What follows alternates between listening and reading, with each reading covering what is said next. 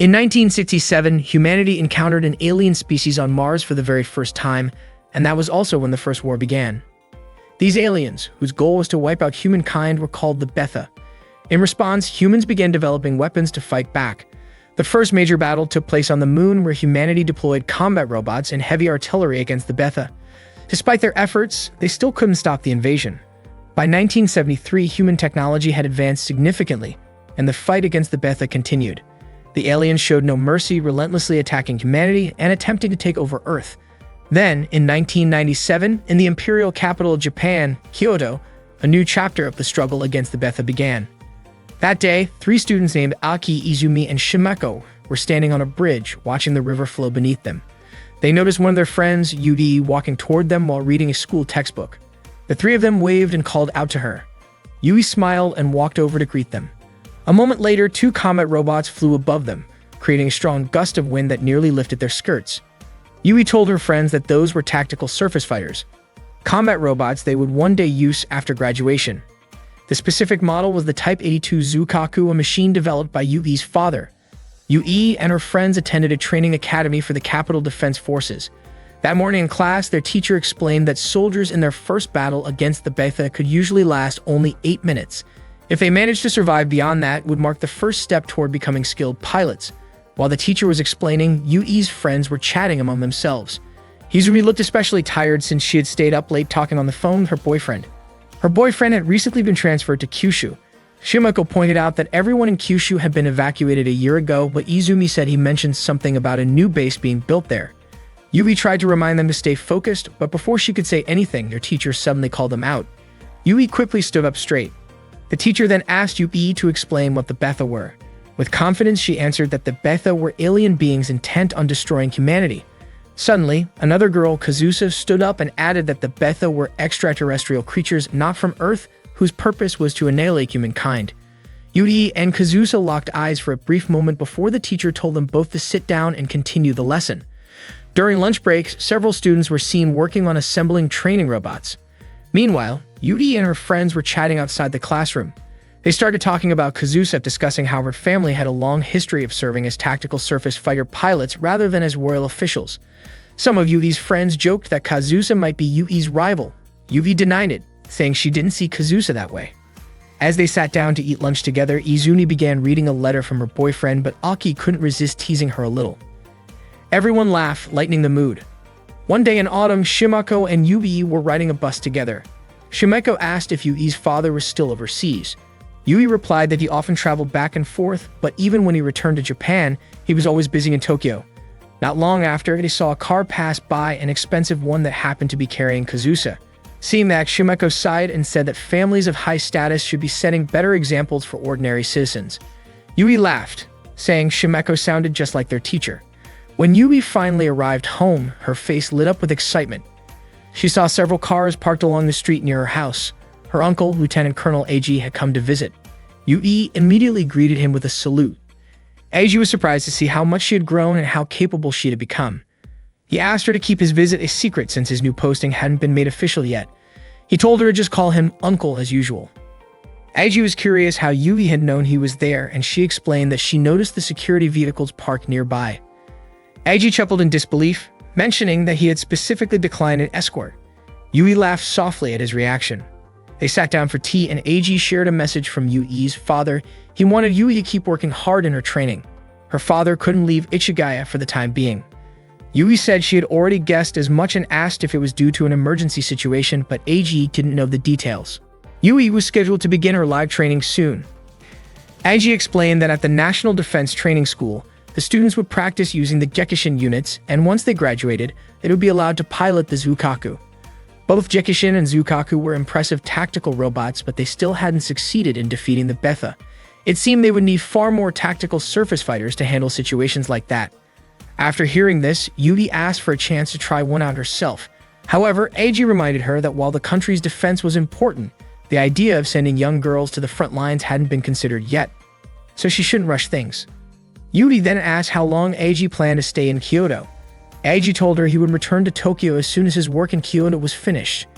Eiji mentioned that he regretted missing out on Yui's mother's home-cooked meat dishes, and Yui innocently offered to cook for him next time.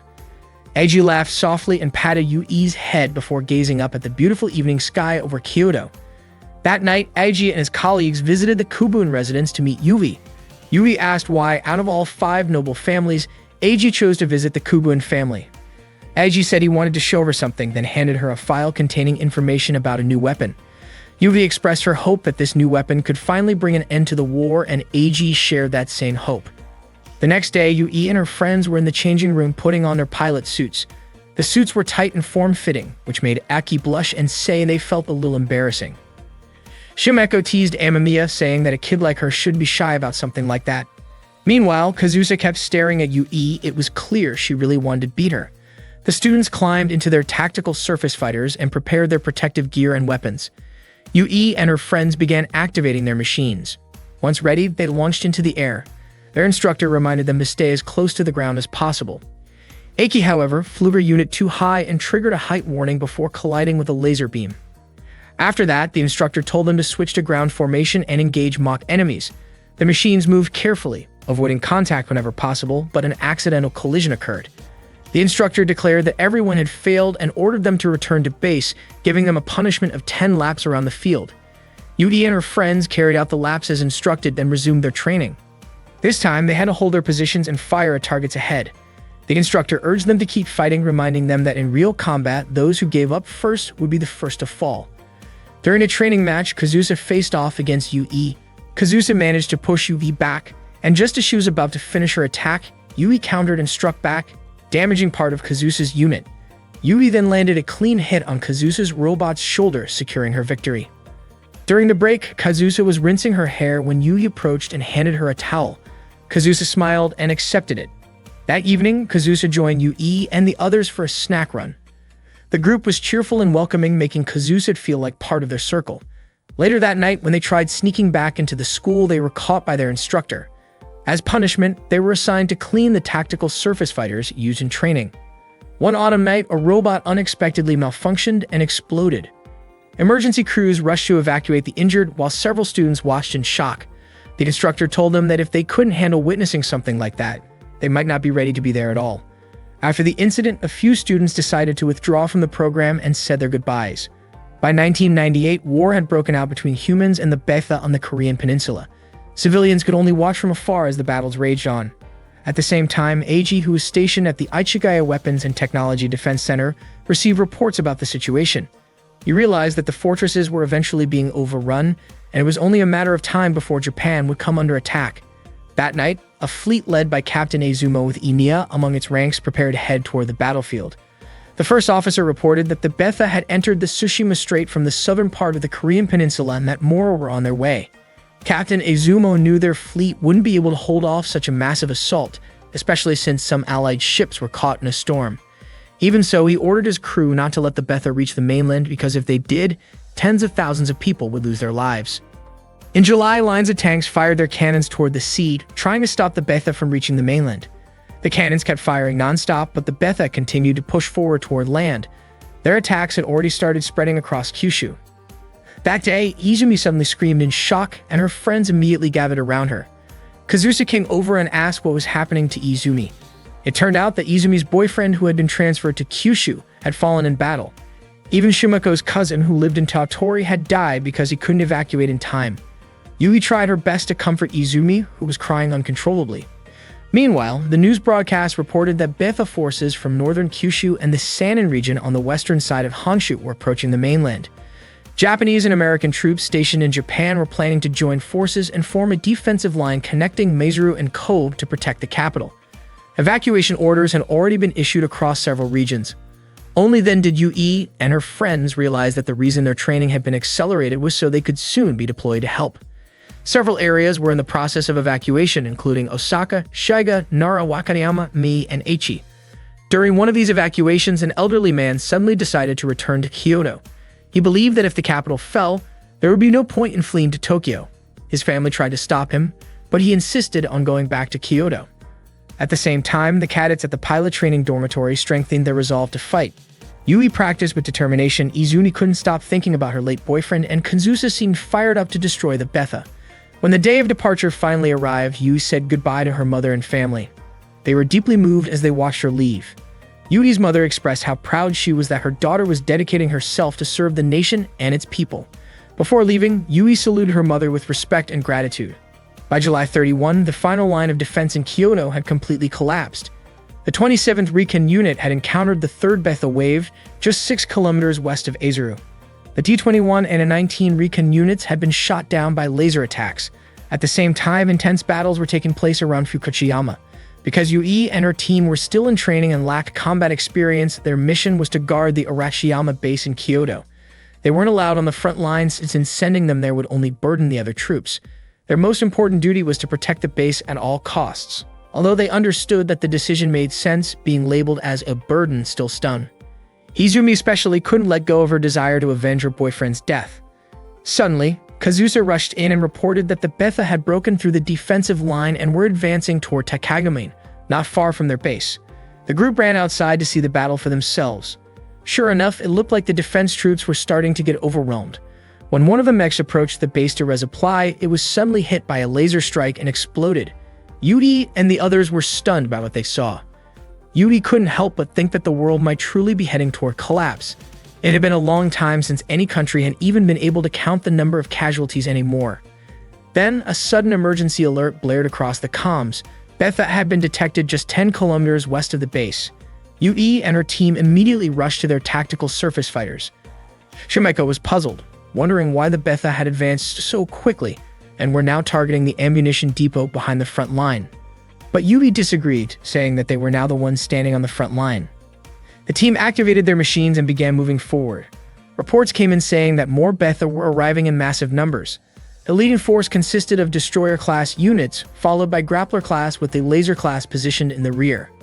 Yui hoped that she and her friends would make it through the battle safely. With determination in their hearts, they took off, flying straight toward the incoming assault. During the battle against the Betha, the squad leader ordered Yui to take command of the 2nd Tactical Surface Fighter Unit, which would focus on attacking the destroyer-class enemies. Meanwhile, the 1st unit, under the squad leader's direct control, was tasked with protecting the 3rd unit, which would concentrate on engaging the grappler class. The leader reminded everyone that if they saw any laser fire in the sky, they had to prioritize eliminating the laser-class enemies first. Yui and her teammates stood ready on the front line, waiting for the destroyer class to appear. Soon, Yui signaled that the enemy was approaching. The squad leader instructed her team to lure the Betha as close as possible and to stay below 100 meters in altitude. As the Betha forces closed in, the squad leader ordered a shift to the Arrowhead 1 attack formation. All tactical surface fighters advanced, preparing to fire in unison. Shimeko appeared nervous and began firing repeatedly at the Betha. Yui quickly reminded her to recall their training on how to deal with the destroyer class. Following Yui's command, the team ascended and opened fire from above. After successfully hitting several targets, Shimeko managed to destroy a few destroyer-class units and smiled with relief, proud of what she had accomplished. Suddenly, a warning flashed. A laser-class enemy had appeared nearby. Yui noticed Shimeko had flown past the safe altitude limit and tried to warn her. Shimeko realized it too late. A laser beam struck her unit, causing it to explode. Izumi was shocked, and Aiki cried out her name in horror. The squad leader told everyone not to panic, explaining that if they stayed close to the other Betha, the laser class would be less likely to target them. Kazusa then asked where the laser class was hiding. The squad leader responded that it was positioned at 2 o'clock, about 1,200 meters away, near the transmitter station. Kazusa quickly located the target, locked on, and prepared to fire. But before she could take the shot, she heard Izumi's desperate voice. She was under attack. Kazusa immediately redirected her aim and fired to protect Izumi. Betha forces kept coming in waves. Aiki was also firing but soon ran out of ammunition.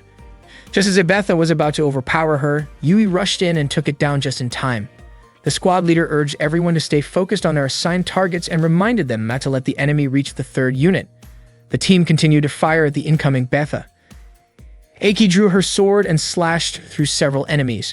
She felt a surge of relief, telling Yui that she had surpassed her 8-minute survival mark. But before Yui could respond, another Betha lunged at Aiki, destroying her unit in a fiery explosion. Yui was devastated by Aiki's death. Despite their losses, Yui and her teammates managed to destroy the laser-class enemies. The Betha force was temporarily pushed back, but soon another wave began approaching their position. The squad leader was confused. There was only supposed to be one enemy group. He tried to contact command for confirmation, but there was no response. Realizing something was wrong, he suspected that the main force might have been wiped out. Repeated attempts to reach headquarters went unanswered, and soon it became clear the Arashiyama weapons base had fallen to the Betha. Meanwhile, the Yawata defense line was still holding its ground, but the soldiers were heavily outnumbered. Even their captain's unit was destroyed in battle. Despite their efforts, the Betha eventually broke through the Yawata line. At that moment, Eiji was still at the Ichigaya command post.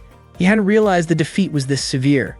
He asked his aide about the American forces, and the report came back that U.S. troops had deployed tactical surface fighters from the Theodore Roosevelt carrier through the Biwa Canal to support Japan's defense. Eiji was surprised by their sense of duty, though he doubted it would change the tide of battle.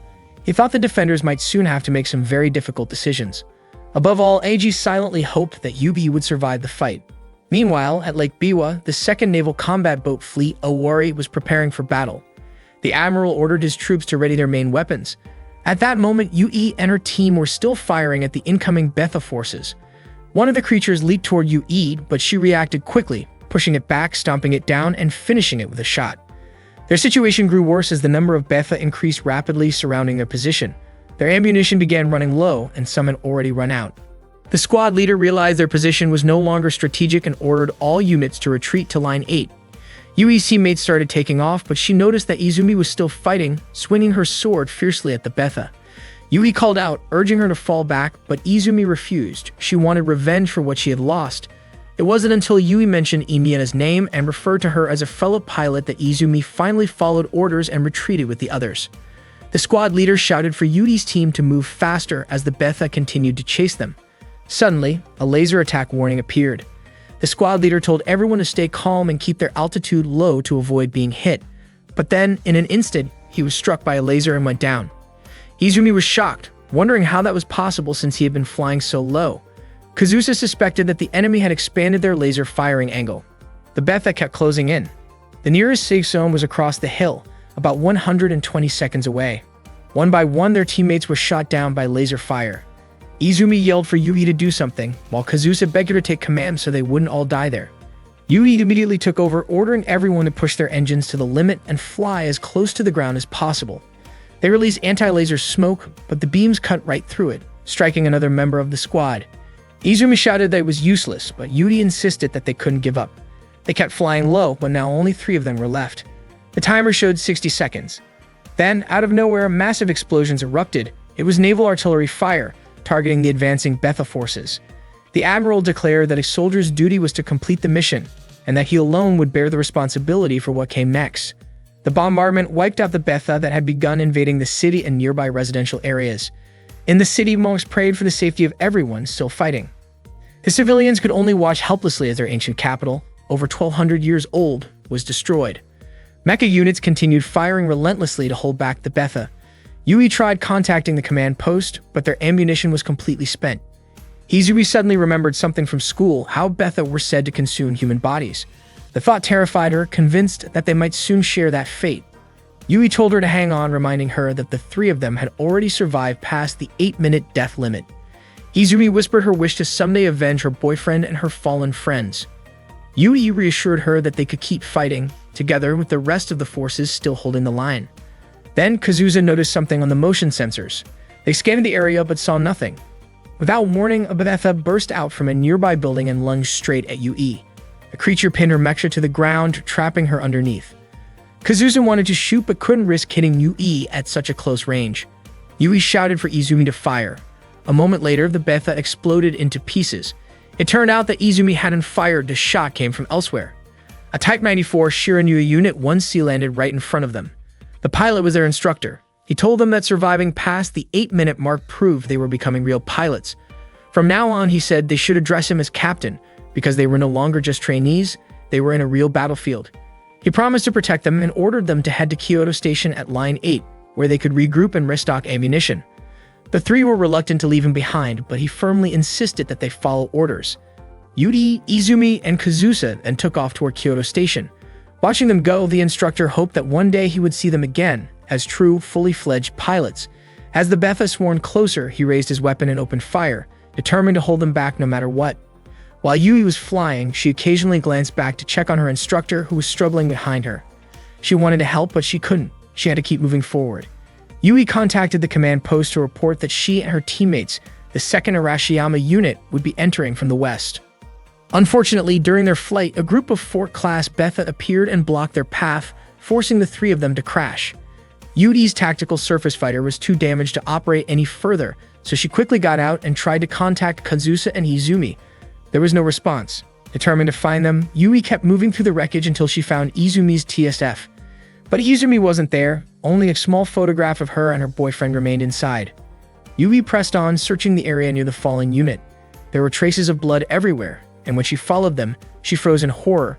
She saw Izumi's lifeless body being consumed by several soldier-class Betha. Yui immediately turned off her flashlight and tried to stay silent. Suddenly, Kazusa's voice came through the comms. Yui asked where she was and began heading toward her location. At that moment, Kazusa's TSF was surrounded by Betha, tearing apart its armor piece by piece. Inside, Kazusa was in pain, struggling to stay conscious while calling out to Yui. Desperation filled her voice as she begged Yui to end her suffering before the Betha reached her. Yui finally found Kazusa's unit, still being swarmed by the creatures. With trembling hands, Yui aimed her pistol at the Betha, ready to fire, but when Kazusa pleaded for her to shoot, Yui couldn't bring herself to do it. She screamed in anguish and pulled the trigger several times into the air, unable to point the weapon at her friend. Powerless, Yui fell to her knees, forced to watch as Kazusa was dragged away and killed. Just as the Betha turned toward Yui, a powerful blast hit the creatures, throwing her backward. A Take Mikazuchi Type TSF had arrived, its sword drawn as it descended. The unit landed with incredible force, slashing through the swarm and firing rounds that obliterated the remaining Betha nearby. Then everything went dark for Yui. When she woke up, she found herself in the student infirmary. Her body was weak, but she managed to step outside, only to be met with a sight that broke her heart. Kyoto had fallen. The city was nothing but ruins, completely overrun by the Betha. The world seemed to be ending, and human casualties had become impossible to count. Yui couldn't help but wonder if humanity was nearing total collapse. A nurse noticed Yui wandering outside and quickly called out to her, reminding her that she wasn't in any condition to walk around. The nurse gently brought her back inside. As they entered, the sound of a crying baby echoed through the room. Yui began to cry as well, prompting the nurse to ask if she was in pain. 3 years later, Yui was on a transport aircraft, staring out the window. She had made herself a promise, never to cry again. On the day she was rescued and treated at the infirmary, she swore she would never allow the world to fall into ruin ever again.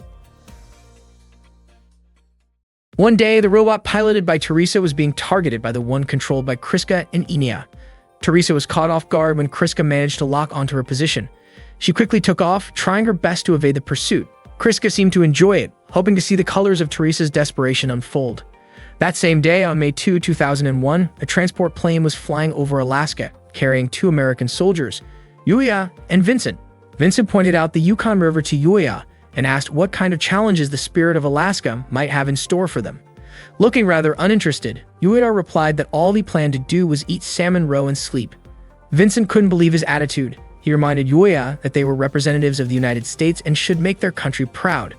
Yuya, however, dryly commented that it felt more like they had been demoted. Vincent mentioned that the Yukon base was home to tactical surface fighters from all around the world. Hearing that, Yuya recalled the days when he used to fight alongside his friends. Not long after, their plane began its landing approach, but suddenly, an alarm blared, signaling danger. Meanwhile, the battle between Teresa and Kriska continued.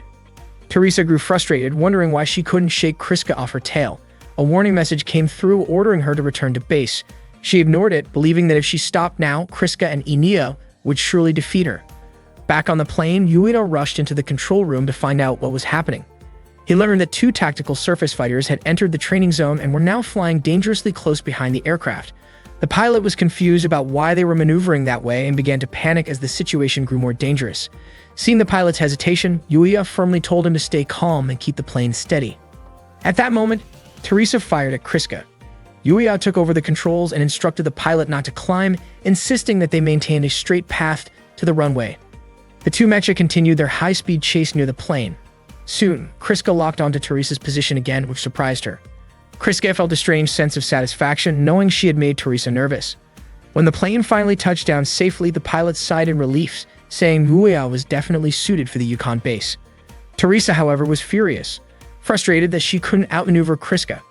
Kriska asked her command unit for permission to eliminate her target, but Enia quickly urged her not to take things too far. Despite that, Kriska fired another round from above, forcing Teresa's unit to crash. Yuya and Vincent hurried over to the crash site to make sure the pilot was safe. Yuya reached out a hand to help, but Teresa, still angry and embarrassed, refused and shouted in frustration toward Kriska. Meanwhile, Kriska reported to the command post that the opposing pilot had survived. She then flew back toward the base. Enia admitted that she was scared, worrying that Teresa might be seriously hurt. Kriska reassured her, saying that Teresa was fine and she had confirmed it herself. Enia asked whether their own tactical surface fighters, or even they themselves, might end up destroyed someday. Kriska confidently told her not to worry, promising that she would protect her. Enia smiled, feeling relieved and trusting Kriska completely. At the same time, Teresa, Yuya, and Vincent were being escorted to their dormitory. Vincent was amazed by the number of tactical surface fighters stationed there. He guessed that the base was truly serious about gathering top pilots and machines from around the world. With that kind of collaboration, he believed humanity would finally stand a chance against the Betha. The project, known as Prominence, was an international initiative to develop the next generation of tactical surface fighter technology. The United Nations had designated the Yukon base as a central hub for foreign military units that had lost their home countries, allowing them to continue research and development. The ultimate goal was to bring together test pilots and prototype mecha from every nation, creating a bridge for shared knowledge and technology in the advancement of tactical surface fighters. Teresa rolled her eyes at Vincent's excitement, teasing him for acting like he had never seen a tactical surface fighter before. She asked where he came from, and Vincent proudly said he was from Groom Lake, Nevada, home to one of America's biggest research facilities. Noticing the pilot insignias on Yuya's and Vincent's uniforms, Teresa asked if they were both pilots. Yuya confirmed it. Vincent then told Teresa she should thank Yuya, since without him, her crash might have been far worse. Yuya, however, said that Teresa had handled it herself.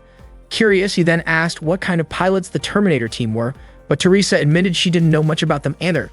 Meanwhile, Yui was walking alone, feeling lost in the unfamiliar place she had just arrived at. Suddenly, Enia appeared and asked if Yui had lost her way. Enia then kindly showed her the right direction. Yui smiled, feeling a bit embarrassed for getting lost there. Enia was sure that Yui had just arrived, since the look and color of her uniform made it obvious to her.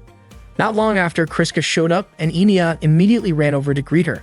Yui finally reached the 3rd Allied Forces base, the Yukon Operations Command Center. That day, she was accompanied by Ibrahim as they headed toward a meeting room. Ibrahim introduced the members of their new team. 2nd Lieutenant Yuya, a skilled pilot from the U.S. Tactical Military School, 2nd Lieutenant Stella from Sweden, 2nd Lieutenant Vincent from Italy, 2nd Lieutenant Teresa from Nepal, and Lieutenant Yui herself, representing the Japanese Imperial Forces. Ibrahim, who came from Turkey, held the rank of lieutenant and served as the captain of the Argos unit. Ibrahim explained that their team would be participating in the development of the XFJ project. Suddenly, a man walked in and said that the XFJ project was a joint development effort by the Boeing Corporation based on Japan's Type 94 tactical robot model. Ibrahim introduced the man as Frank, a technical advisor from Boeing. He then explained that the purpose of the day's training was for all XFJ project members to get to know each other better. Valerio asked if they were going to infiltrate Lilfort, but Ibrahim denied it. Instead, he said they would take on something more challenging, Case 47, which involved a region filled with laser-class Betha units. Yuya quietly looked around at his teammates and realized that Italy, Sweden, and Japan were all countries that had lost territory to the Betha. He began to think that this project wasn't simply about cooperation between the US and Japan. Ibrahim then divided them into teams. Team A consisted of Valerio and Teresa, while Team B included Stella and Yuya. Yuya was assigned to take the captain's tactical robot for the mission. Teresa immediately questioned why Yuya was using the captain's unit. Ibrahim explained that Yuya was the lead pilot for the XFG project. Teresa didn't seem to take it well and questioned why Yuya was chosen as the main pilot. Ibrahim simply told everyone to prepare their tactical robots by 1325. Afterward, Teresa and Stella changed into their pilot suits in the locker room. Teresa complained about Yuya being the captain and said she felt sorry for Stella for having to look after the newcomer. But Stella thought Yuya seemed decent enough. Teresa was surprised that someone like Yuya fit Stella's type, but Stella just smiled. Confidently, Teresa said she could beat Yuya in less than 30 seconds. Stella advised her not to underestimate him, reminding her that Yuya was a Raptor test pilot. Teresa brushed it off, saying it didn't matter, and claimed she would make sure Yuya passed Argos' so-called initiation. Meanwhile, Valerio asked Yuya what brought an elite American pilot to the base. Yuya replied that there were many reasons for him being there. Suddenly, Teresa approached them, clearly upset. She protested that she couldn't accept Yuya piloting the captain's unit, even though it was a direct order. Hearing her complaints, Yuya calmly offered to let her take the captain's unit instead. Teresa, irritated, asked if Yuya thought he was better than her. Yuya replied that he had never actually operated a captain's unit before, so he would rather use his standard tactical robot. Teresa said she would switch with him if that was what he wanted. Yuya agreed and began walking away. Still annoyed, Teresa followed him and told him he should be thankful that she was willing to switch. Yuya gently patted her head before leaving. Teresa fumed and shouted that he shouldn't come crying to her later if he regretted it. Yuya climbed into his tactical robot and Vincent immediately scolded him for switching units without thinking about the mechanics involved. Yuya replied that the system error rate of a tactical robot was only about 1%, then complimented Vincent's skill. Vincent smiled proudly, claiming to be the best mechanic in the world. After that, Yuya said his goodbyes and began the launch sequence. The tactical robot moved forward and took off. At the same time, Ibrahim, Yudi, and Frank monitored the mission from the command center, while the control post guided their tactical training through the operation. At that time, the Argos team had already entered the training arena. Yuya asked if Stella had seen their opponent, but she hadn't yet. There were too many signal jammers in the area. Realizing they could only rely on visual detection, Yuya told Stella to keep trying to locate the enemy. He said he had no intention of losing, and Stella replied that as a skilled pilot herself, she also wanted to win. Moments later, Valerio locked onto Yuya's position. Noticing the danger, Yuya quickly evaded while Valerio kept firing and teasing him, calling him Top Gun, because American weapons were known to be some of the best in the world. Yuya kept dodging the attacks, surprised by how agile Valerio was even in such a narrow space. He hadn't expected Valerio to be the one attacking. He had thought it would be Yui instead. Before long, Teresa appeared and opened fire on Yuya. She declared that Yuya was her target and told Valerio to back off. Yuya dodged Teresa's shots and realized that her active unit had a clear advantage in speed. Soon, Teresa and Valerio cornered Yuya together, but suddenly, a precise shot from Stella almost hit Valerio. He was startled and felt lucky that the attack missed. It had been perfectly timed. Yuya and Stella focused their fire on Teresa, who tried to evade but found Valerio blocking her path. Frustrated, she told him to take care of Stella instead. Teresa continued chasing Yuya and fired another burst that nearly hit Valerio by accident. She checked her ammo. Only about 300 rounds of her 36mm bullets remained and grew irritated that none of her shots had landed properly on Yuya. Meanwhile, Valerio and Stella moved toward Area D. Yuya's tactical surface fighter had developed an issue in its right arm. Watching from the control room, Ibrahim remarked that Yuya was doing fairly well, but Frank commented that Yuya seemed to be struggling against the active unit. Valerio kept chasing Stella, who smiled and said that he would probably regret it later. At the same time, Teresa was still on Yuya's tail. Yuya turned and began shooting at her from above, landing a few hits. Teresa drew her sword, deciding to settle things in close combat, and kept pressing forward while Yuya continued firing back. When his bullets finally ran out, he threw his weapon toward her as a distraction and flew upward to create distance. Frank admitted that Yuya was impressive, but Ibrahim noted that Teresa was a close combat expert. Yuya then drew his own sword and charged at her. Teresa turned to intercept, but Yuya intentionally rammed into her to break the engagement. Meanwhile, Stella was still being pursued by Valerio. She led him into a tight corridor where he thought she had given up, only to realize too late that she had planted explosives there. The explosion disabled his unit, and Valerio was officially out of the match. Back on Yuya's side, things were looking bad. He couldn't overpower Teresa in close combat. Just as Teresa was about to strike, a long-range shot from Stella hit the head and cockpit area of Teresa's unit with perfect accuracy. The mission was over. The winners were Yuya and Stella. Teresa was visibly frustrated. After the exercise, the four of them gathered and talked. Valerio praised Stella for her bold move. Yuya said they all shared the same goal. Valerio then told Teresa that no matter how strong she was, she couldn't win alone. Teresa snapped back, blaming him for not backing her up, but Valerio reminded her that she was the one who told him to chase Stella instead. Stella then scolded Yuya, telling him not to get cocky. If it had been a one-on-one match, Teresa might have beaten him. Valerio chimed in, reminding everyone that it was a team match. Stella proudly claimed that she and Yuya made the stronger team, while Valerio calmed Teresa down and said they could still learn something from Top Gun Yuya. Hearing that, Yuya jokingly called Valerio Macaroni, and Valerio asked him to use the nickname VVV instead. Teresa laughed at their banter. Yuya turned to her and called her Shorty, which annoyed her immediately. Vincent showed up and was amused that Yuya had already started giving out nicknames again, saying that Yuya definitely had a talent for that. Stella then asked for a nickname of her own. Valerio was about to make a teasing comment, but Yuya quickly stopped him and instead called Stella Venus. She looked flattered, and everyone burst into laughter. From a distance, Ibrahim quietly watched their cheerful camaraderie. Valerio then officially welcomed Yuya as the newest member of the Argos team. One day, Yuya was training alone with his tactical surface fighter. He flew over the forest, but it seemed like he was having some trouble. To him, the machine felt way too sensitive, and he even started to suspect it might be malfunctioning, since it was so hard to control. Eventually, he lost balance and fell. After that, Yuya returned to the base. Vincent immediately walked up to him and handed him a drink, curious as to why Yuya was back so soon when his training wasn't even finished. Yuya explained that the tactical surface fighter was difficult to handle, then muttered something about a Japanese doll that annoyed him. Vincent asked if he meant Yugi by that. Yuya said that back at his house there used to be an old traditional Japanese doll. It looked like a person but had a pale, lifeless face that used to scare him as a kid. Vincent couldn't help but laugh after hearing that. He then explained that Japanese and American tactical surface fighters were built with completely different designs and combat styles, so it was natural for Yuya to have a hard time adjusting. That made Vincent realize why Yugi had insisted Yuya train with a Japanese-made unit before the Type 94 Shirinu was ready for use. Earlier, Yugi had asked Yuya to train using the Type 97 Fubuki.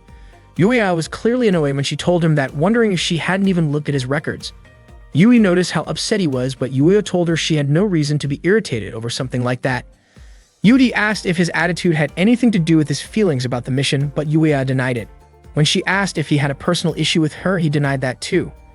Yudi then told Yuya to fix his attitude because his behavior had been quite disrespectful. Yuya coldly asked if that was an official order from the XFJ project or if Yui was just using her position for her own satisfaction. Yui didn't care how he saw her. What mattered to her was that he corrected his behavior. Meanwhile, Stella, Teresa, and Valeria were watching their conversation from a distance. Teresa couldn't believe how tense the atmosphere had become.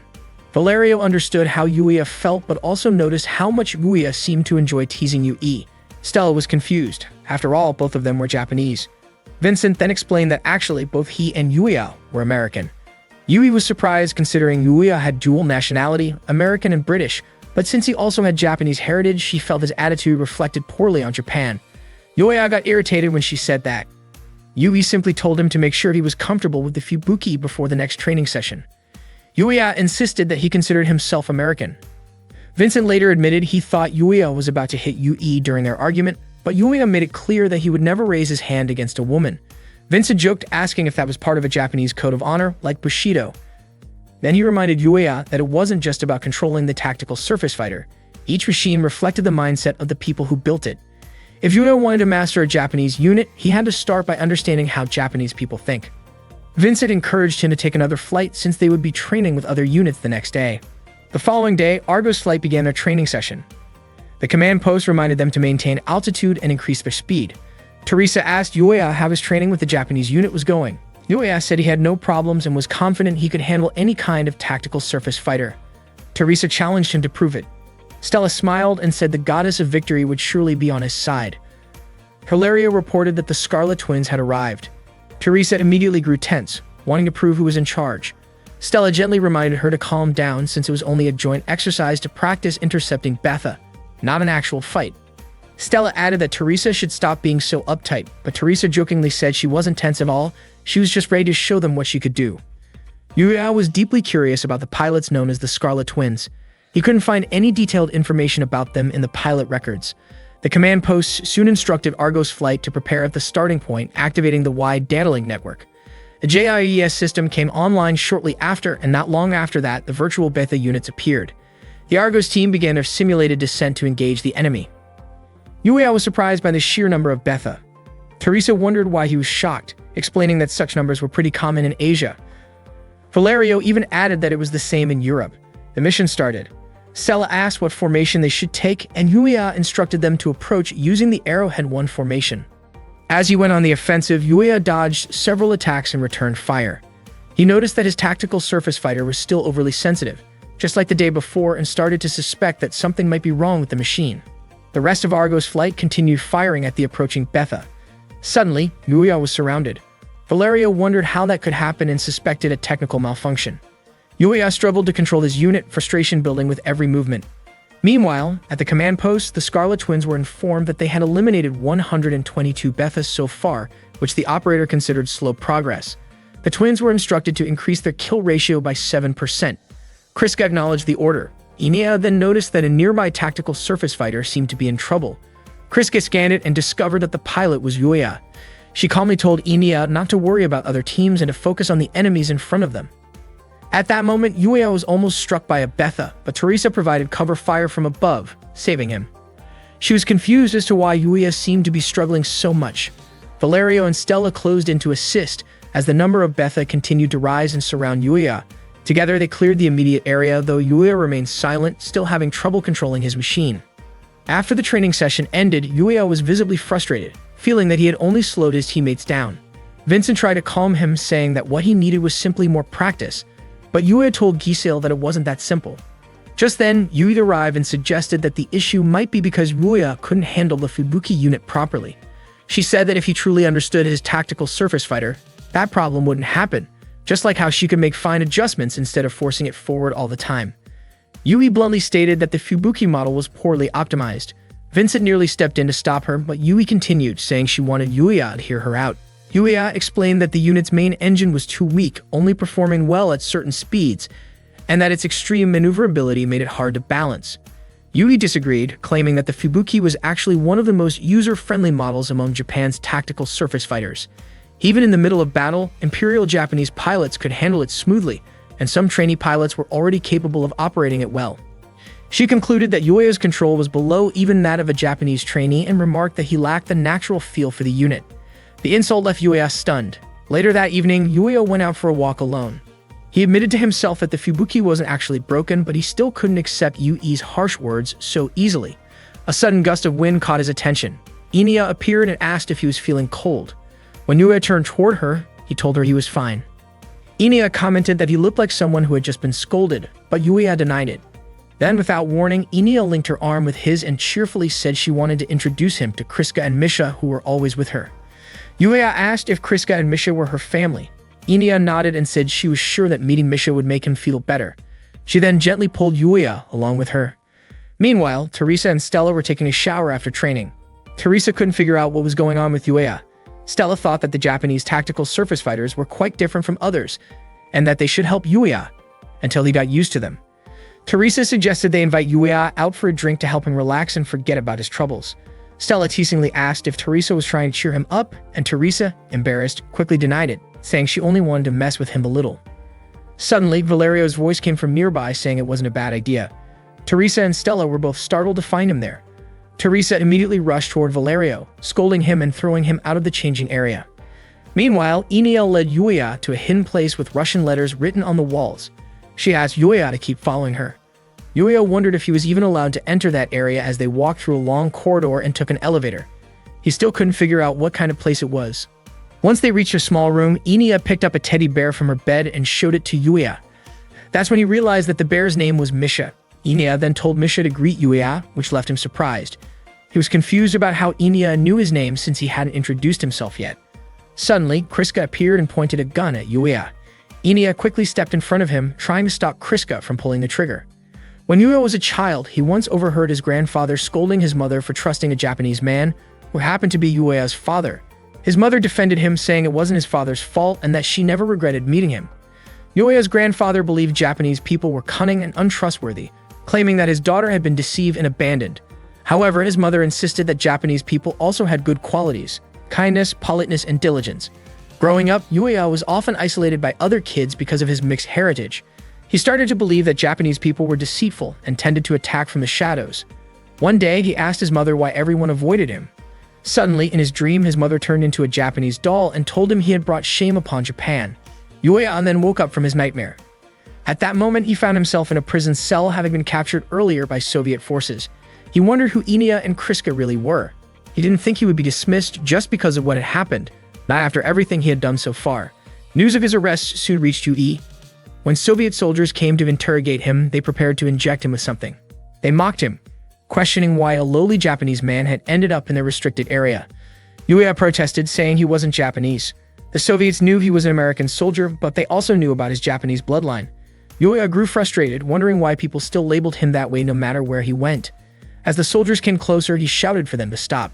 Moments later, an officer entered the room and whispered something to the soldiers.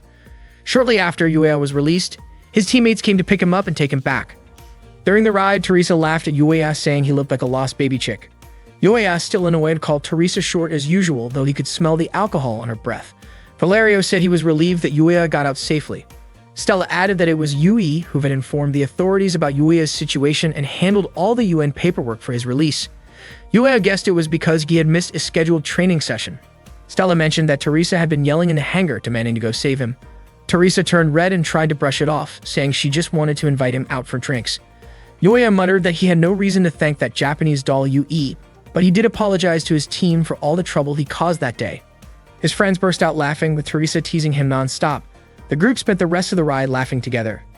That night, Yuya stood quietly, staring at the tactical surface fighter. He thought about Vincent's advice to understand the Japanese mindset if he wanted to truly master a Japanese TSF. Suddenly, Yuri appeared. Yuya told her he had no intention of thanking her. He suspected she only helped because she didn't want to lose someone who could pilot what he called a trash TSF. Yui didn't react to his sarcasm. She told him that during real combat, he wouldn't get another chance to escape like he did in the simulation. She explained that while teamwork might work in a mock battle, it was a different story in the field. Yuya admitted he was embarrassed about what happened earlier and couldn't believe Yui referred to that day's drill as a game. Yui calmly explained that it was a game, because in a simulation, they knew the enemy's numbers, abilities, and every possible move. Against the Betha, though, nothing could ever be predicted. They were countless, powerful, and overwhelming in numbers. Yet Yuya still blamed his TSF for his failure. Yui reminded him that their predecessors had managed to hold the line against the Betha even with less capable TSFs. Yuya asked whether relying on tricks and clever tactics to develop those machines, something Japanese engineers often did, wasn't also just playing around. Later that night, Inia and Kriska relaxed together in a hot bath. Inia couldn't stop thinking about Yuya and admitted she was curious about him. Kriska told her not to worry about Yuya and warned her not to get too close, saying that their family only consisted of the two of them. Inia replied that Misha was also part of their family. She smiled, saying she loved feeling the warmth of being with Kriska, and wondered why Yuya and Yui always seemed so cold toward each other. That day, Yuya was training to pilot a Japanese tactical surface fighter. He was flying it through a long underground tunnel, and the machine's sensors kept warning him to stay centered. But Yuya was clearly struggling. He kept pushing forward at high speed, sometimes even scraping the tunnel walls. The machine was harder to control than the Type 97 model. The command post reported that he had passed checkpoint 4 minutes and 52 seconds behind schedule. Yuya looked frustrated. The tunnel was full of sleeper drifts that made maneuvering even harder. He adjusted the proximity line and lowered the pilot's safety settings to the minimum. He refused to let the machine beat him again. He kept firing at simulated enemies and pushed the throttle to soar upward, bursting out of the tunnel into open air. When Yuya returned to base, Vincent immediately approached him. He couldn't believe Yuya had turned off the pilot's safety systems again. Yuya said that even so, it saved him 25 seconds. A moment later, Yui walked over and asked if he had anything he wanted to say. Yuya admitted that he thought he had already mastered the handling of Japanese-made tactical surface fighters based on the Type 97, but he realized he was wrong. This new one was even more unstable than before. Yui explained that the Type 1C tactical surface fighter was based on the Type 2 and was designed with a full focus on combat capability. That was exactly why it was harder to control. She said the Type 97 required a balance of gentle touch, courage, and refined piloting skill, maybe a bit too much for Yuya at that point. Annoyed, Yuya argued that he had already been training with the machine for 18 hours and still had 32 simulations left to go. He was sure that before the test period ended, he would master it completely. Vincent could only sigh at his determination. The next day, Yuya continued his training in the Japanese tactical surface fighter. His mission that time was to engage with drones. The command post reported that they had lost contact with the 6th drone and ordered Yuya to head toward grid E92 to retrieve it. He realized that Soviet forces were using E92 for their own training, so he needed to act fast before things got complicated. Yuya flew toward E92 and spotted the missing drone. But before he could get to it, the drone exploded, shot down by another tactical surface fighter. The pilot turned out to be Kriska. She told Yuya to back off since the area was under Soviet training jurisdiction. They even warned they would open fire if he got any closer. Yuya calmly explained that he only wanted to retrieve the lost drone. Suddenly, Inia greeted him cheerfully, asking if he was chasing a runaway drone. Kriska reminded her not to chat with Yuya since they were still in training. Not long after, the Soviet command post called Kriska and Inia back to continue their exercises. Before leaving, Inia waved goodbye to Yuya with a smile. That's when Yuya finally realized that Kriska and Inia were the infamous Scarlet Twins. That night, while buying a drink from a vending machine, Yuya asked Teresa about the Scarlet Twins. Teresa complained that Kriska and Enia were annoying but warned Yuya not to bother them, since they were already her own targets to deal with. Suddenly, Valerio jumped in to tease Teresa, telling her not to come begging others for help. Teresa immediately chased after him, yelling in frustration. Left standing there, Yuya wondered what exactly everyone was so afraid of. He muttered in irritation, blaming the tactical surface fighter, which he now considered more like a steel coffin than a weapon. That night, Yuya washed his face with cold water, trying to cool down his anger and clear his head. Later, he confronted Yui, demanding to know what kind of tactical surface fighter they planned to build if they kept ignoring the feedback from the pilots. Yui was surprised that he called the machine useless. She quoted a Japanese saying, "A rider and their horse are one." She explained that for Japanese pilots, trusting the machine and bringing out its full potential mattered more than simply controlling it. She had hoped Yuya would be honest with himself about that. Yuya replied that test pilots also risked their lives to create machines they could trust, and that was his pride as a pilot. He refused to let another pilot die in a tactical surface fighter he had tested. Yui, however, told him that his pride didn't matter and walked away. Confused, Yuya asked why she was leaving like that. Yui turned back and said the XSG project wasn't made to satisfy a test pilot's pride. His obsession with American-style design was practically taking over the project. She told him not to disappoint her again. Yuya shouted back in anger, but Valerio quickly stepped in to calm him down. Still, Yuya couldn't accept being accused of trying to take over the project. The next day, Yuya and his friends went out for drinks at a bar. Teresa vented her frustration by chugging her drink, and Yuya couldn't help wondering what was bothering her. Stella smiled and said that Teresa was upset because of what had happened to Yuya earlier. Apparently, Vincent had to stop Teresa when she got emotional after seeing Yuya argue with Yui. That was when Yuya realized that his friends had actually seen the whole argument. Valerio mentioned that Yui came from a noble samurai family and was also a member of the Imperial Royal Guard, one of Japan's elite units.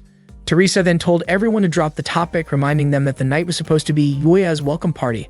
They all raised their glasses and toasted to Yuya's arrival in Alaska. A moment later, the bar waitress brought them some snacks. While leaning over the table, her large chest accidentally pressed against Teresa's head.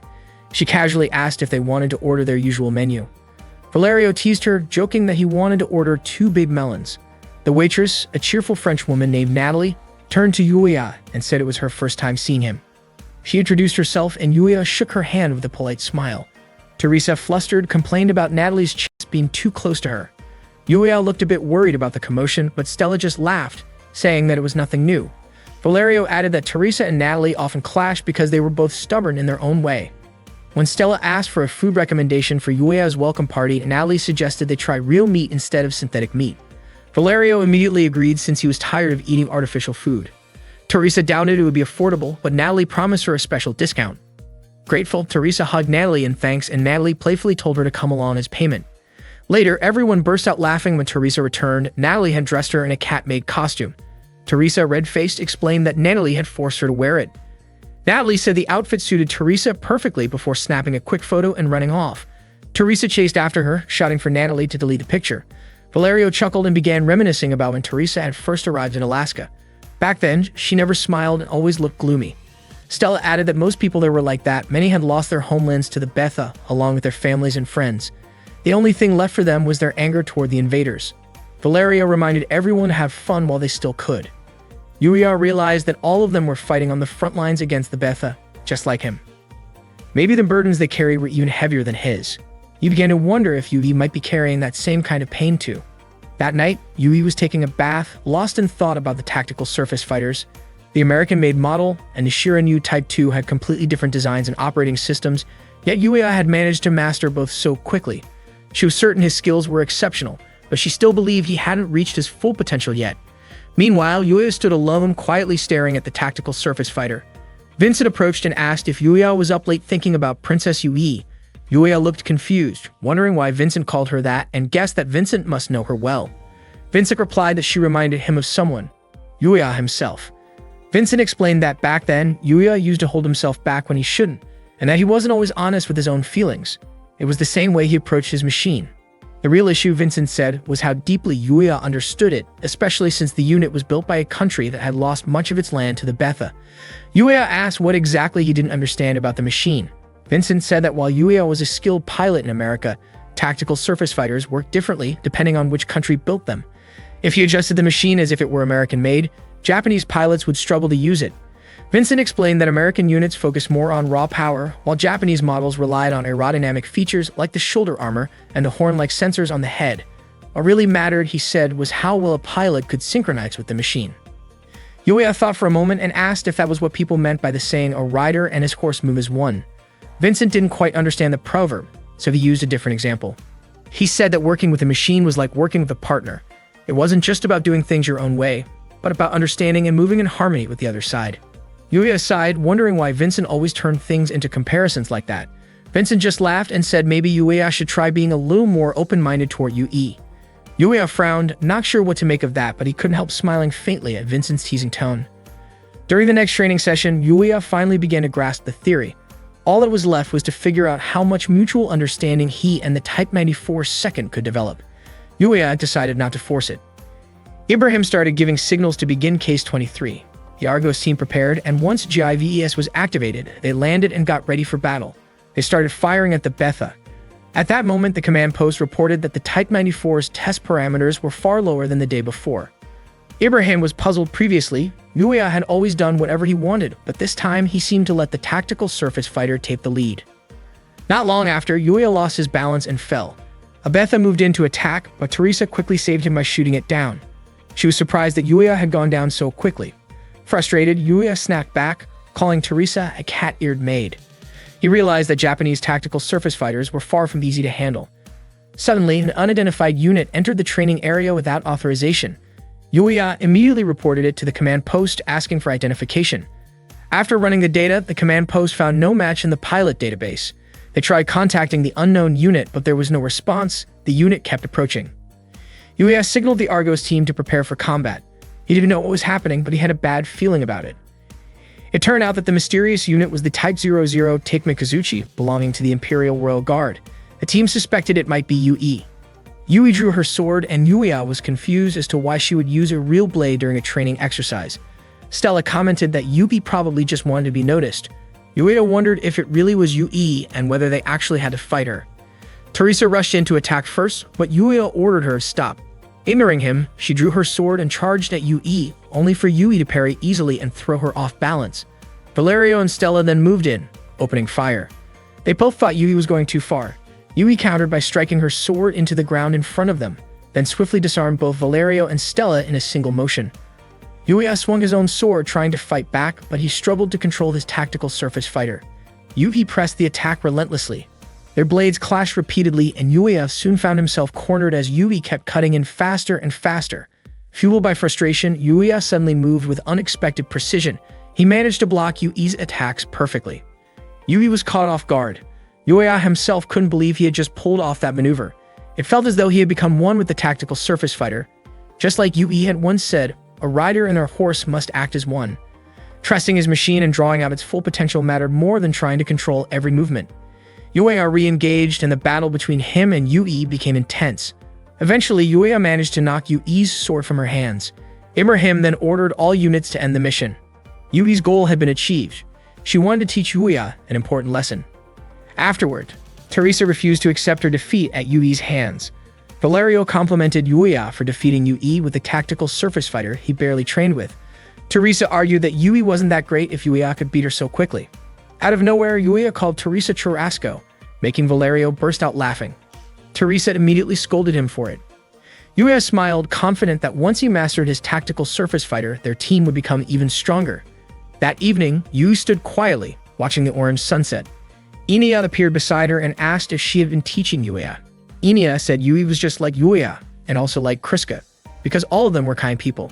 Then, Inia said goodbye and left with a gentle smile. On June 21, 2001, Yui and the Argos squad were stationed in the West Indies, specifically at the Guadeloupe base. That morning, Valerio complimented Yui on her tropical outfit, saying it made their trip even more enjoyable. Yuya asked if Valerio had come there just to have fun, and Valerio replied that half of their training felt like that anyway. Earlier, Ibrahim had announced that the Argos squad would undergo a physical endurance test in the tropical environment while also doing a photo session for the media, both to boost morale and to promote their mission. The Idar squad from the Soviet side, including the Scarlet Twins, would also participate in the event. Teresa was assigned as the person in charge of the Argos squad during this operation. Teresa was puzzled about why she had been chosen for the role. Ibrahim explained that the decision came from the public relations team, and this mission could also show that both sides, who once clashed during the previous incident, had now reconciled. Ibrahim added that this was a good opportunity for Teresa to rebuild her reputation.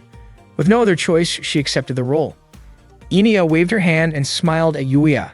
Stella encouraged everyone to make the most of the occasion since moments like these didn't happen often. Valerio put an arm around Yuya's shoulder and invited him to relax at the lodge. Valerio joked that going there might let them see a different side of the women around the base. Valerio led Yuya towards some bushes, but to Yuya's surprise, Valerio's real intention was to peek at the girls who were bathing nearby. Yuya, clearly uncomfortable, refused to take part in that, so Valerio went off alone.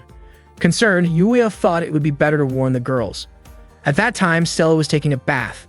Not long after, Yuya knocked on the door of her lodge to let her know about the situation. When Stella opened the door, Yuya was startled to see her still wrapped in a bath towel.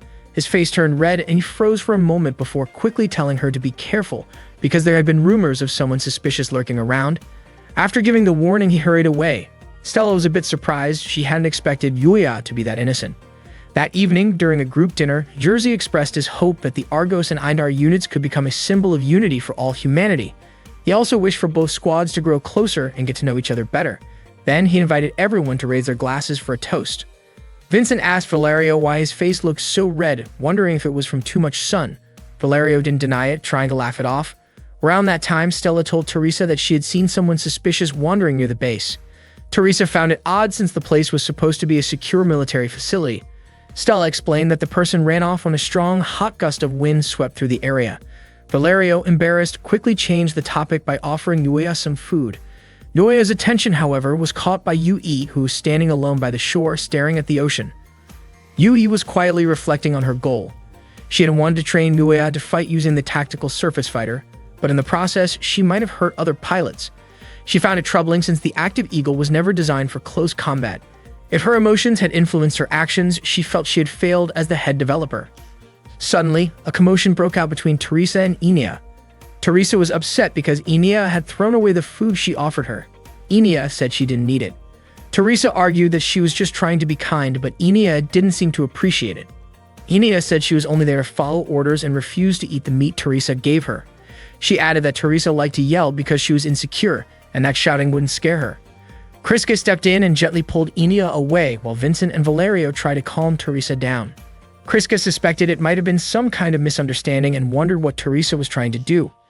Enia said she simply had a bad feeling about Teresa. Stella, observing from a distance, commented that it seemed like the Russian pilots couldn't understand simple kindness, and she wondered if Kriska and Enia had any intention of getting along with the others. Kriska responded that she and Enia were only there to fulfill their duties. Then she took Enia and left. Teresa shouted after them, saying their argument wasn't over yet. Ibrahim stepped in and reminded everyone to calm down and remember why they were there in the first place. Teresa admitted that she just couldn't get along with people like Kriska and Enia. The next morning, the girls put on their bikinis and played beach volleyball together. Jerzy gathered everyone for a friendly competition. After deciding teams with a quick round of rock, paper, scissors, they split into two groups, one for the rubber boat race and another for beach volleyball. Enia started crying because she didn't want to be separated from Kriska. Kriska gently reminded her that this was part of their assignment, but Enia still refused to join. She said the ocean scared her and clung tightly to a palm tree. Kriska kept trying to convince her to participate, but Enia wouldn't budge. Teresa couldn't understand why Enia was acting that way. When it became clear that Enia wouldn't take part, Kriska and Yui both volunteered to join the race in her place. Teresa happily agreed and told them to enjoy the boat race. Yui and Kriska climbed into the inflatable boat and started paddling together. Meanwhile, Vincent was rowing with Yuya. Vincent had actually wanted to play beach volleyball, but since the teams had already been decided by rock, paper, scissors, he went along with it. At that time, Valerio was already playing volleyball with the others. As Vincent and Yuya rowed, they noticed something strange about Yui and Kriska's boat. It looked like something was wrong. Concerned, Yui jumped into the water and started swimming toward them. She asked Vincent to go back to the island and tell the others what was happening, while Yuya would check on Yui and Kriska himself. Kriska's body had gone weak. Yui begged her to hold on, calling her name again and again, not understanding what was happening. Before long, Yuya reached their boat. He was shocked to see Kriska's condition. Yui explained that Kriska had suddenly fainted. Her face had started to look pale ever since they began rowing, but when Yui asked if she was okay, Kriska insisted she was fine. Yuya suspected she might be seasick. Yui didn't know that was possible, but she agreed they should head back to the island. Yuya told her to take care of Kriska while he handled the paddling. Yui handed him the oar and gently laid Kriska's head on her lap. Unfortunately, just as they began to move, light rain started to fall. They decided to head toward the nearest island instead. By the time they reached the shore, the rain had turned heavy, and the sky was growing darker. Together, they tried to pull the rubber boat onto the beach. Yui was so exhausted that she fell to the ground. Yuya quickly tied the boat to a nearby tree to keep it from being carried away by the waves. He asked about Kriska's condition. Yui wanted to wrap her in a blanket but realized they didn't have an emergency one with them.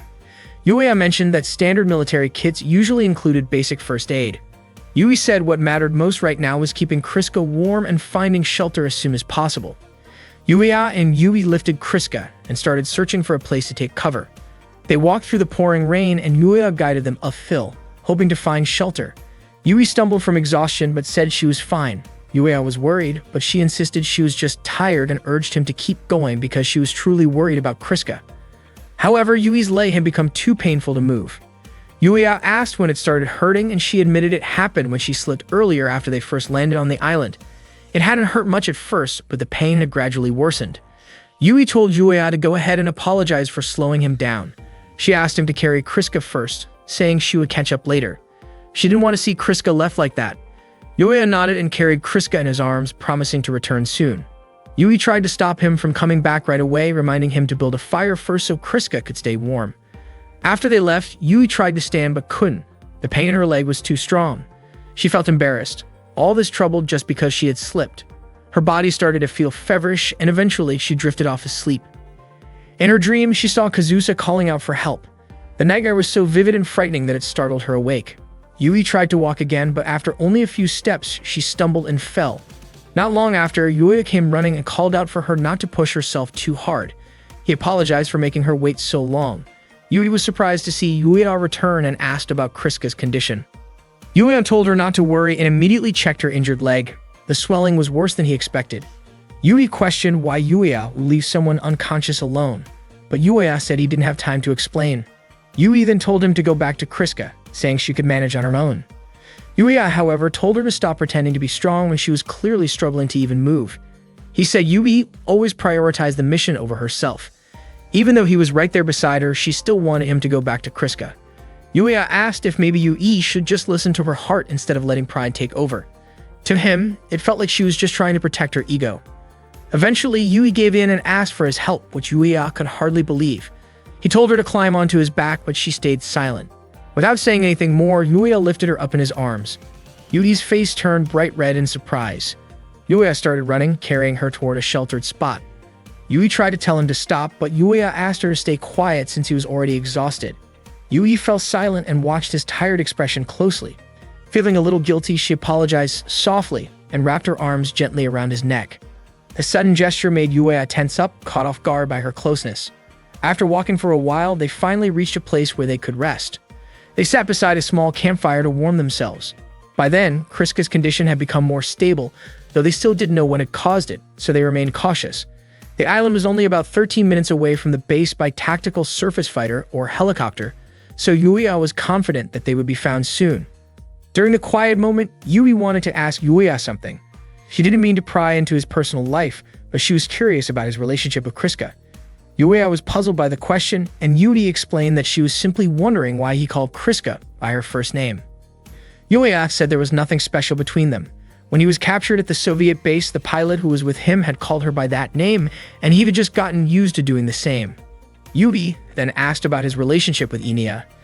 Yuya asked if Yui was uncomfortable about it, which made her blush in embarrassment.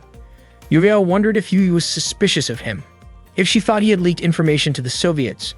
Yui quickly denied it, saying she had never doubted him, but she couldn't find the right words to explain herself. She admitted that maybe she shouldn't have brought it up at all. Yuya, still curious, went outside to check the surroundings since the rain had finally stopped. Meanwhile, Yui felt embarrassed and foolish for asking him about Kriska in the first place. Just then, Kriska woke up, murmuring Inina's name. Yui gently told her not to move too much and asked how she was feeling. After hearing what had happened, Kriska felt deeply grateful to both of them.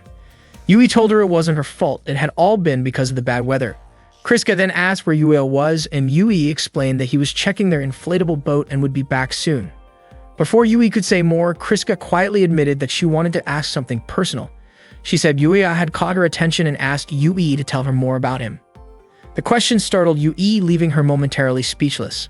At that same moment, Yuya was down by the shore, lost in thought. He wondered why Yui always managed to confuse him, why she couldn't just say what she really meant. The more she held back, the more curious he became. Suddenly, he noticed that the inflatable boat was gone. The spot where he had tied it was empty. It looked like the strong waves had snapped the rope and carried it away. That night, the heavy rain kept pouring and the wind blew fiercely. Yui asked Kriska if she was interested in Yuya. Kriska admitted that she was, at least as a pilot. She knew Yuya was considered a very talented pilot, but she didn't really believe in that reputation. Kriska confessed she was disappointed with the results of their joint training, saying that, in her eyes, Yuya seemed incapable of much. Yui explained that it was her fault because she had forced Yuya to use a tactical surface fighter when he wasn't yet used to it. Kriska then asked whether Yuya was really the cause of the problems in their tactical surface fighter development project, whether he had any hidden talent, and if he was truly as good as people said.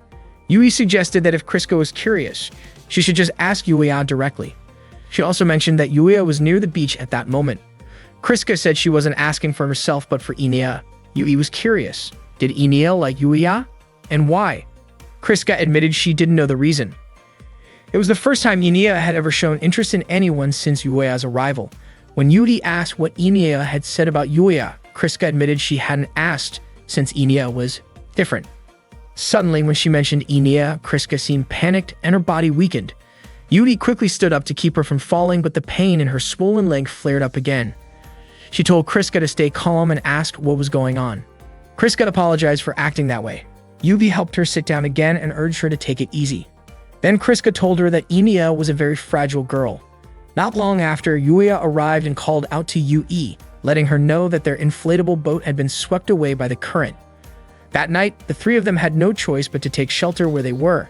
Yui said that once dawn came, they needed to head to the beach and prepare a signal fire. Yuya suggested they take turns keeping watch, while Yui thought they should also look for food near the river mouth. Kriska asked how long it might take for the rescue team to find them. Yui replied that since the island wasn't far from the Guadalupe base, it shouldn't take long. Maybe the worst-case scenario would be about a week. Yuya thought Kriska must be worried, especially since she had just regained consciousness. He had offered to go gather more branches.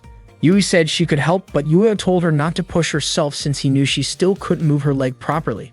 Kriska volunteered to go instead, but Yuya refused, saying she wasn't fully recovered yet.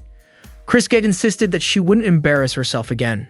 Yuya was puzzled by how Kriska could act as if nothing was wrong. Kriska looked at Yui and asked if she could help Yuya. Yui understood it. It seemed like Kriska wanted to use the opportunity to talk to him. Yui allowed it but reminded them not to get separated. Yuya asked if Yui was sure about that decision. Yui said she wanted Yuya to stay close to Kriska, but she also didn't want him to overexert himself. So the two of them went outside to gather branches. Yuya asked if Kriska was really okay, and she told him he was being stubborn. Besides, she wasn't asking for his trust. Yuya was confused by her attitude and asked if Stakin or Lennon had told her not to worry about her teammates' safety. Kriska didn't understand what he meant. Yuya then asked if she was aware of the bad reputation the Scarlet Twins had at his base. He said he finally understood why, and it had something to do with her personality. Kriska told him to stop talking about her and instead asked what he thought of Inia. The question caught Yuya off guard.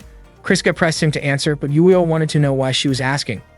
Kriska said she didn't really understand why Inia was so concerned about him.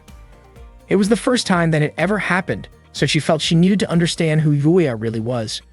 Yuya admitted that he knew nothing about Kriska or Inia either, and he found it strange that she was questioning him about it. Kriska explained that she and Inia were alike.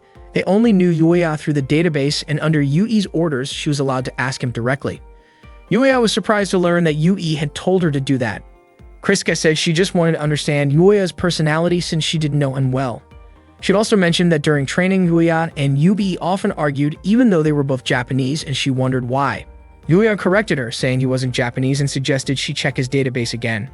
Kriska became curious. Was there a reason he disliked Japan so much? She said a pilot was supposed to stay calm, yet Yuya seemed quick to anger over small things. Yuya replied that maybe others would see those issues as small, but for him, they were serious.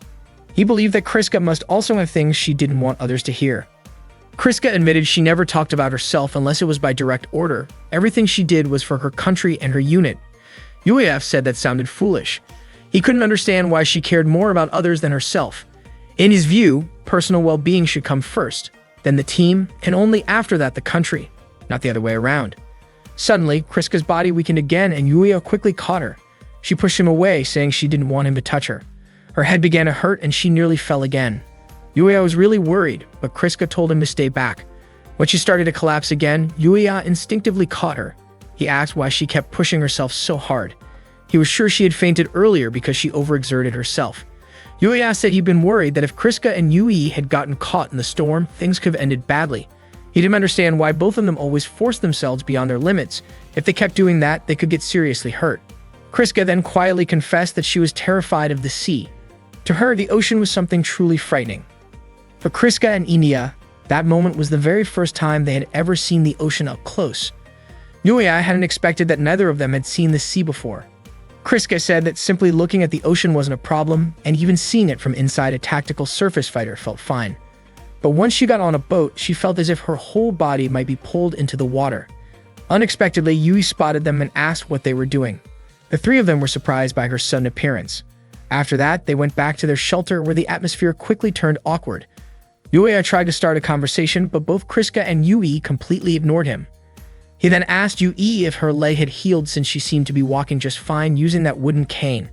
But to his surprise, Yui suddenly snapped the cane in half and tossed it into the campfire. Yueya tried to explain that she had misunderstood him and that he hadn't done anything wrong. Kriska then asked what was really bothering Yui earlier, but Yui avoided the question. Yueya thought the situation felt incredibly tense, especially since Yui had been the one who asked Kriska to talk to him in the first place. Yueya commented that Yui looked like a child sulking after being left alone. That remark clearly offended Yui, and Yueya calmly asked if that was how she really felt. Yui, refusing to be seen as sulking, became defensive, and Kriska quickly asked her to calm down. Kriska admitted that she had talked about many things with Yueya earlier and that it had been a good opportunity for her, something she had been able to do thanks to Yui's advice. She then asked if that wasn't what Yui had intended, but Yui denied it. Yueya asked again what was truly bothering her. He realized that Yui didn't like his attitude, but that wasn't the real issue. Yui said she found it strange that Yueya seemed to get along easily with people who weren't Japanese, while she, being Japanese, could never get that close to him. Yueya tried to respond, but Yui cut the conversation short, saying she was going to sleep first since they'd be taking turns standing guard. Before she lay down, Yueya asked whether Yui actually wanted to get along with him. Yui said that wasn't her intention. Any friendliness she had shown toward him was only to make their mission run more smoothly. She made it clear that she didn't want Yueya to misunderstand her actions. When Yui finally went to sleep, Yueya and Kriska stayed awake to keep watch. During their quiet shift, Yueya realized that for some people, race and duty always came first, just like his father used to think. Hearing this, Kriska guessed that Yui's attitude toward him might have something to do with her own feelings for Japanese people. She then asked whether Yueya's father was Japanese and if he had ever done something hurtful to him. What they didn't know was that Yui hadn't actually fallen asleep. She was silently listening to their conversation. Yueya told Kriska that his father had disappeared before he was even born. He was raised by his mother in his grandfather's house. His grandfather often said that Japanese people were deceitful and cowardly, while his mother had been used and abandoned after she was no longer needed. But his mother always defended the Japanese, saying they were kind, polite, and hardworking. Kriska understood then that Yueya carried deep resentment toward his father for abandoning his mother. Yueya said it wasn't just resentment, he simply thought his father was useless. Kriska admitted she couldn't fully understand his feelings. She had never even known what it meant to respect one's parents. Still, she said that even if Yueya hated his father, he was lucky to have parents at all. Just then, a strong gust of wind blew through the area. It was the airflow from a tactical surface fighter. Emiya and the Argos team had arrived to pick them up. The Argos members playfully teased Yueya, suggesting they should just wait until morning before heading back. Everyone was relieved and happy to see them safe. Yueya smiled at Yui and said he was truly grateful that everyone had made it back alive. Yui smiled back at him in return. The next morning, Yui's face turned bright red as everyone around her stared and even tried to take pictures. She felt deeply embarrassed, trying to cover herself with a bath towel while the crowd cheered. Teresa teasingly asked if Yui was really going to go through with it after coming this far. Fuyub, Lita, and Nailham even encouraged her to just do it. Jersey reminded Yui that she was the one who said she would take responsibility for yesterday's accident. Yui admitted that was true, but said she didn't expect to be ordered to do something so embarrassing. Vincent explained that they were allowed to observe as part of their training session. Valerio then urged Yui to get started and not worry about everyone watching. Stella mentioned that it seemed like Kriska and Enia were already prepared. The crowd cheered when they saw Kriska and Enia wearing their school swimsuits, and Valerio complimented how well the outfits suited them. Kriska instinctively tried to shield Enia from the stairs. Nailheim wondered aloud if Yui might be wearing a similar classic swimsuit. Jersey then asked Yui to begin her photo session. Taking a deep breath, Yui threw aside her towel, and for a brief moment, everyone stood in stunned silence. She felt her face heat up even more and asked if they were satisfied now that they had seen her in a bikini. The crowd burst into cheers and began snapping photos. Jersey praised Yui's effort, saying she looked great. Vincent commented that seeing Princess Yui like this was surprisingly charming, while Valerio added that her attitude felt quite different from usual. Yuya, however, didn't share their opinion. Suddenly, Yui walked up to Yuya and told him not to watch her. She reminded him that he had also been involved in yesterday's incident and ordered him to return to his post because she didn't want him seeing her like this. Yuya was puzzled, wondering why Yui seemed embarrassed about being watched by him of all people. Vincent and Valerio teased that Yuya had no right to say that, but he had no idea what they meant. Stella chimed in, saying it looked like Yuya had made a girl flustered and called him completely oblivious. Yuri and Yuya both quickly denied the teasing accusations, insisting that everyone was misunderstanding the situation. Valerio, still amused, said it seemed like the two of them had simply decided to act as if nothing had happened. Yui and Yuya strongly rejected that idea. Meanwhile, Kriska quietly watched Yui and Yuya's exchange. Seeing this, Enia took Kriska's hand and asked if she also wanted to be friends with Yuya. Kriska firmly replied that she wasn't interested in him at all, but Enia smiled, certain that Kriska actually felt the opposite.